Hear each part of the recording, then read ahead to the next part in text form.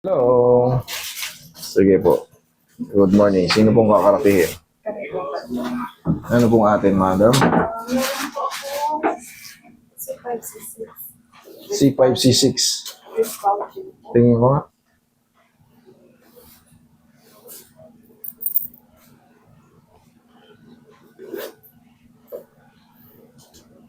Okay. MRI, left shoulder. Left shoulder pain. Okay. Multiplanar, sequence. MRI of the shoulder. As per protocol. No muscular atrophy of the rotator cuff. Minor degenerative change as seen at the AC joint. O small subcortical cysts and are present in the posterior surface. Okay, C5C6, a moderate left paracentral disc protrusion is identified. Okay, alam niyo kung saan part nito? Conclusion, mild multi-level degenerative change, prominent left paracentral disc protrusion at C5C6, approaching the anterior surface of the cervical cord. Ibig sabihin nito, central disc protrusion. Pumutok po yung disc nyo sa C5C6 dito. Ngayon, ang mangyayari dyan, connected po kasi itong sa cervical. Yan po, yung nervous system natin, pag may nasira sa leg natin, kaya makakaramdam kayo ng mga unexpected pain sa mga balikat kahit hindi kayo nagtatrabaho, kunya nakahiga kayo, o kahit nakarelax kayo, makakaramdam kayo ng parang shooting pain dyan sa balikat. Pag ganyan. Okay? Pag may damage yung cervical nyo. Kaya wag na kayong magtaka. Ngayon, ano ba yung protrusion? Ano ba yung protrusion? Ano ibig sabihin? Ano inintindi? Pinaliwanag po ba sa inyo yun? Central disc protrusion sa C5C6. Ibig sabihin nun, ayan, ganito ang central disc protrusion. May ahambing sa ganyan yan. Putok yung disc nyo. Nagkaroon ng protrude, pumukol dun sa ano. Ngayon, sasabihin sa inyo nito, pwedeng operahin to, kuskusin, pwede namang hindi. Ngayon, kailan pa po ito? 2022. Okay. 2022. 2025 ngayon, so 3 years. Okay? Ma'am, ganito mangyayari dyan. Yang ganyan kasi, pag matagal na panahon, kung meron pang matira, bumalik lang kayo in a week. Pero kung wala na, sana, hopefully, one shot delete ito. Okay? Sana po bumalik po. Sana bumalik sa dati. Bumalik po before ako. Alam niyo, nakukuha niyo yan. Huwag kayo magbuhat ng nakaganito. Yun nga po eh. Lagi pong pagbubuhat ng trabaho. Naku po, kaya pala eh, napirat. Siyempre, pag may protrusion kayo, siyempre yung disc nyo nagsasaper. Ngayon, tutukod ngayon yung disc sa mga tinatawag nating spinal nerve. Yung nakakonekta sa spine na nakaganto, yung connection, yung kaya magra-radiate yan sa kamay nyo. Okay? Mag-iingat kayo sa pagbubuhat ng parang paire. Yung pag ganyan, kunyari ito, mag-aangat kayo ng supa. Naku, bawal sa inyo yan. Yung paharap, pero kung pag ganito, sa kanan kayo, to the left yung ano nyo, oh, Actually, masakit na rin po ito dahil nahahawa na. compensate mo yung Hindi, siyempre, dalawa eh. C5, C6. Maaring, siyempre, pag pirat na yung ano, hindi mo na alam kung anong magiging direksyon yan. Depende sa mga ginagawa nyo. Depende sa ginagawa natin. Basta sira na o pirat na, wala na tayong control dyan. Okay, relax.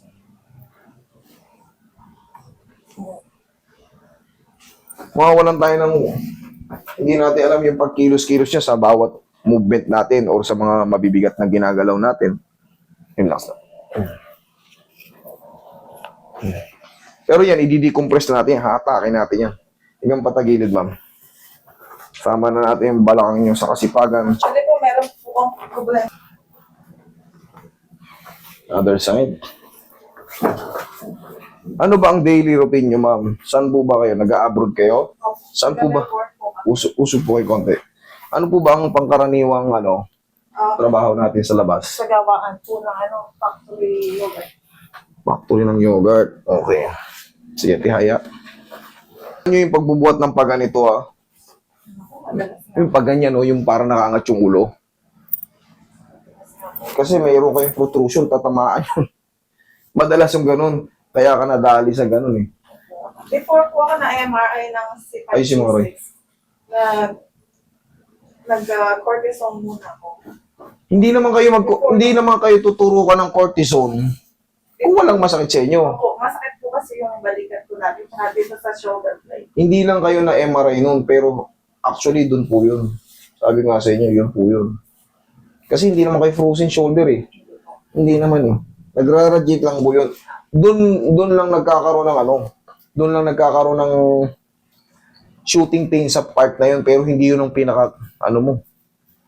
Maaaring may maliit na mga mga nerve doon. Kaya, hindi doon nagkakaroon ng clogging. Kaya yung shooting pain doon sa part na yun.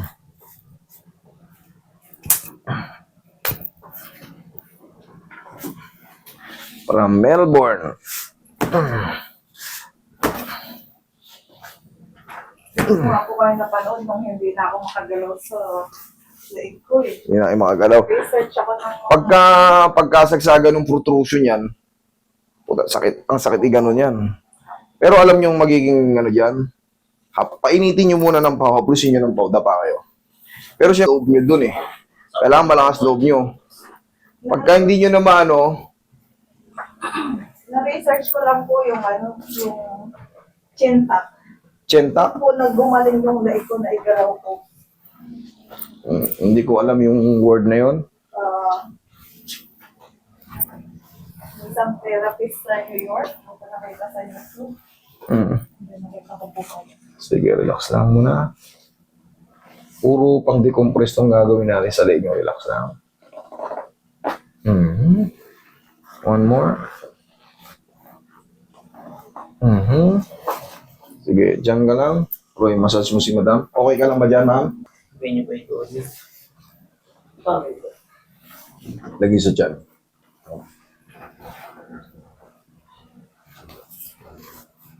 Okay, inhale. Exhale. Pagka yung mga tuhod yung sumasakit, mga muscle-muscle nyo ito, haplusan nyo lang ng umiinit yan. Marirelieve kayo. Tapos, syempre, dahil nga sa central disc protrusion nyo, sa C5, C6, huwag kayong bumuhat ng parang ganito. Yung parang paganto. Maaari kayong bumuhat pa kanan. Kasi hindi naman balakang ang tama nyo eh. Pero kung balakang, hindi ko kayo tuturuan ng paganto. Actually, sumasakit na rin po pati balakang. Inaano ko na, dinamay ko na yung balakang mo. Dinamay ko na rin yan. Pero hindi yan ang main problem mo eh. Kaya oo. Siyempre, sira na po yun eh. Sira. Mananatili na po yung sira. Yung disc na ganito, napirat, hindi na po yan bumabalik kahit salpakan nyo ng 10,000 cortisone yan. Hindi na po yan bumabalik. Tightening disc na po yan. Pain reliever lang po yun. Yung sinasalpak sa atin para matanggal yung pinch doon. Pero eventually, yun at yun pa rin.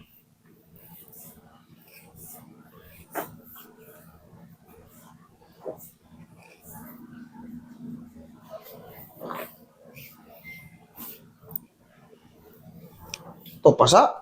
Opo. Tapos namamagayang pa ako kada uwi po kami dito. Namamagayang pa ako. Once na sumakay ka ng eroplano, pagbaba nyo ng eroplano, marami sa mga namamanas. Pero anong sagot, natatanggal din po yan. I-elevate mo lang. Ganito ang tamang pag-elevate.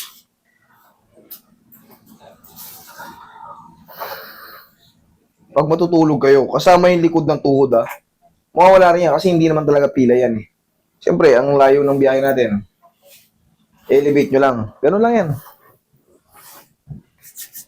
Namamanas talaga tayo. Ilang araw pa lang kami. Grabe na yung mamas. Hindi ka pa nag-elevate. Okay, tinuro ko na sa'yo. Kasama yung likod ng tuhod tandaan nyo yan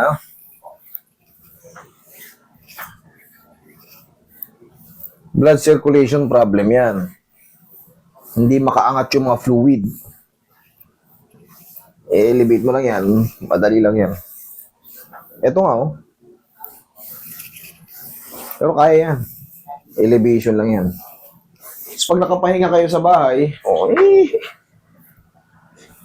sitting pretty muna. Tapos na tayo, pahinga muna tayo sa ano. Dito tayo sa Pilipinas upo. Ano muna tayo rito? Utos din tayo muna ng utos. Hindi, utos tayo ng utos kasi ganun din naman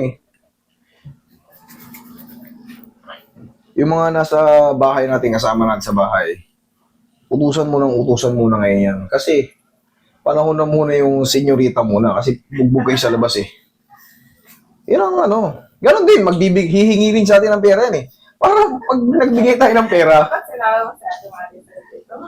ganun din. Utos muna tayo ng utos. Di ba?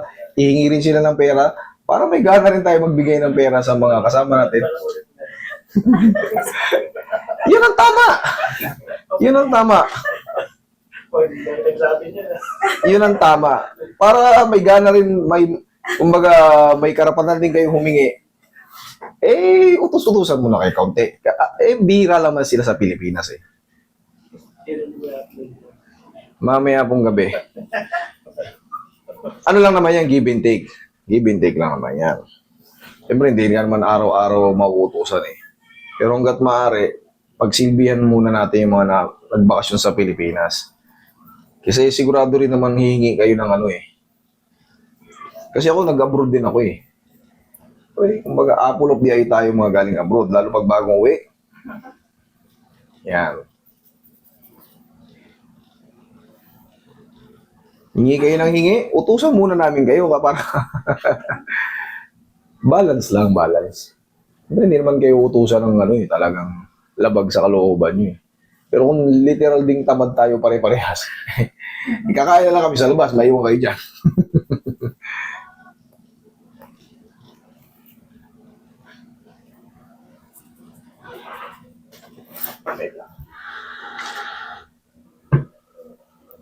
Pag sumasakit yung mga muscle nyo rito, ganyan nyo lang ang lalo kung malamig ang panahon, parang nangingilo-ngilo yung muscle nyo na may sa buto, tsaka yung buto. Kaya na ako ngayon doon. Winter na? Yan. Siyempre. Alam nyo yung may mga pilay noon, pag malamig ang panahon. Alam nyo na yung pakiramdam yan. Para kayong, yung buto nyo parang nangingilo. Kaplusan nyo lang ng pawiyan. Melbourne kayo, no? Kaming tatlo po, galing Melbourne. Ayan. Enjoy nyo yung visit, nyo rito. Bakasyon nyo. Tama yan, magpa-reset kayo para yung mga pinagod nyo ng ilang taon,